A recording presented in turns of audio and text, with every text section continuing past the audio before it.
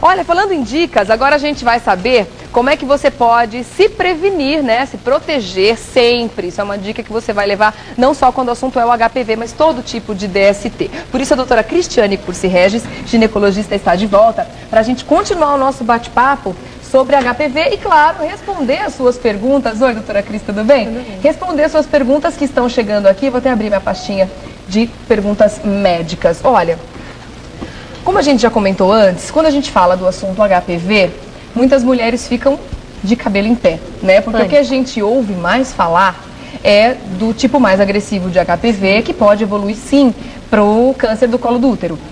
Não é um assunto que a gente deve ficar o tempo inteiro morrendo de medo, assombrada, mas ao mesmo tempo requer uma série de cuidados, né? No nosso dia a dia, no momento da relação sexual. Quais são os principais cuidados que a gente tem que ter para evitar essa doença? Para se prevenir, a melhor coisa é o uso do preservativo, né? Então hoje ainda a gente sabe que a única maneira que a gente consegue evitar o preservativo.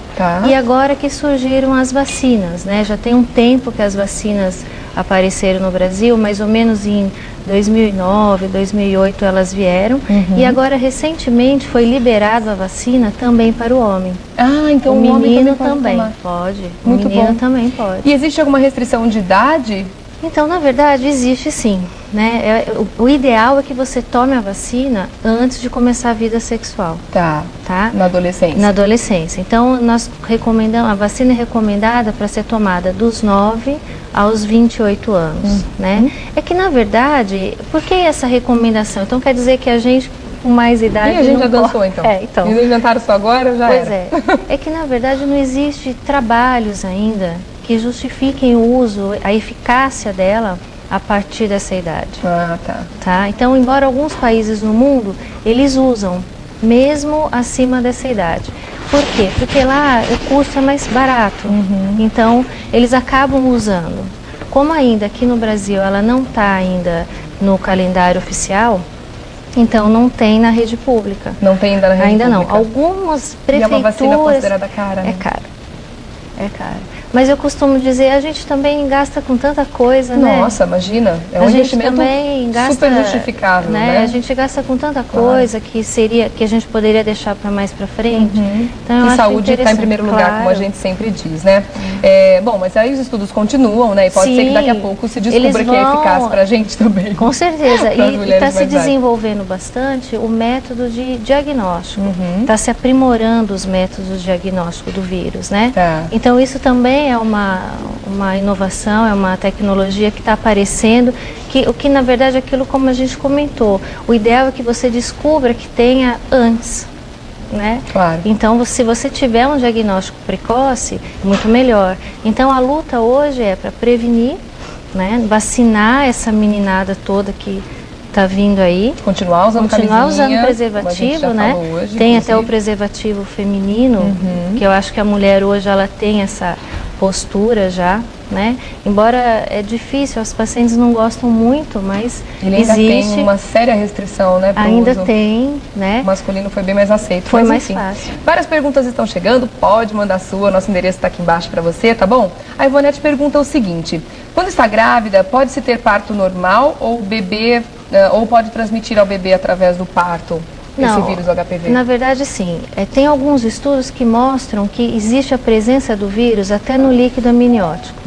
O vírus, ele é bem agressivo. Ele tem uma eficiência muito grande. Então, ele é difícil da gente conseguir eliminá-lo. Então, alguns estudos mostram que ele está presente no líquido amniótico. Então, algumas escolas dizem assim, não pode ter parto normal. Outras já dizem, não, isso não tem nenhum problema. Então, vai depender muito da avaliação que você vai fazer. Tá? É contraindicado o parto normal naquelas lesões grandes, pacientes com... o vírus, assim, as lesões maiores, mais importantes, entendeu? Alguns casos, então tem que ser avaliado, não é totalmente contraindicado. Olha, tem HPV, então eu não vou poder ter parto normal, não vou poder engravidar, não é bem assim. Você comentou que o vírus pode ficar no organismo durante muito tempo sem se manifestar. sem dar sinal. Durante a gravidez, é comum a mulher ter o vírus e ele ter essa manifestação durante a gestação? A gente vê muito isso. Por quê? Pela baixa da imunidade. Então, a gravidez é um estado imunológico deprimido. Então, aí nesse momento que ele pode aparecer. Tá. É bem comum da gente fazer diagnóstico nesse período. Então, pode acontecer da mulher precisar fazer o tratamento durante a gestação? Alguns tratamentos a gente tem que fazer. E é importante que ela entenda que o exame de Papa Nicolau não há nenhum problema de ser feito na gestação. Né? Porque existe um pouco de restrição. Elas têm um pouco, mas vai fazer um exame. Não há nenhum problema. É necessário, inclusive, se a mulher tem o desejo de fazer um parto normal, né? Tem que fazer. Tá certo. Mais perguntas aqui. O Alan pergunta o seguinte. Bom dia para você também, Alan. Moro em São Paulo, tenho 31 anos, tenho uma dúvida sobre o HPV. Minha noiva teve HPV, uma verruga bem pequena, nasceu junto ao lábio superior do seu genital, e ela fez todo o tratamento. E nunca mais saiu outra verruga. Tá faltando um pedaço da pergunta dele. Só que após esse tratamento diminuiu muito.